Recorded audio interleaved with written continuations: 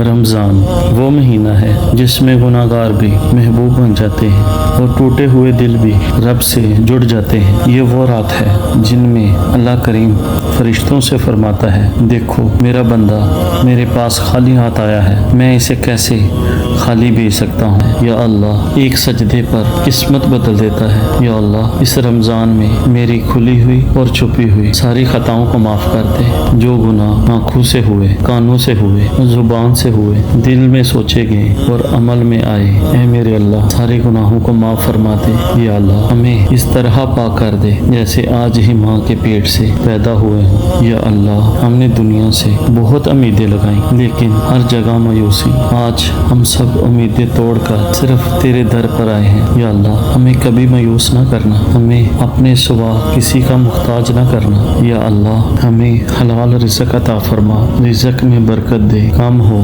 مگر باعزت ہو، زیادہ ہو مگر آزمائش نہ ہو۔ یا اللہ ہماری محنت میں اثر ڈال دے، ہماری دعاؤں میں قبولیت ڈال دے اور ہماری زندگی میں سکون عطا فرما۔ یا اللہ جو قرضے میں ڈوبے ہیں ان کا قرض اتار دے، جو بے روزگار ہیں ان کے لیے بہترین دروازے کھول دے، جو بیمار ہیں انہیں مکمل شفا عطا فرما، جو اولاد کی نعمت سے ترس رہے ہیں انہیں نیک اولاد عطا فرما۔ یا اللہ ہمارے دلوں کو صاف کر دے، حسد، نفرت، غرور سب نکال دے، نرم دل بنا دے، معاف کرنے والا بنا دے اور تیرے قریب رہنے والا بنا دے۔ یا اللہ ہمیں نماز کی پابندی عطا فرما، قرآن کو ہمارے دل کی روشنی بنا دے اور ہمیں ایسا مسلمان بنا دے جس سے تو خوش ہو جائے۔ یا اللہ ہماری تقدیر بدل دینا، ہمارا نام نجات والوں میں لکھ دینا۔ یا اللہ ہمیں جہنم کی آگ سے محفوظ فرما اور جو ہمارے چلے گئے ان کو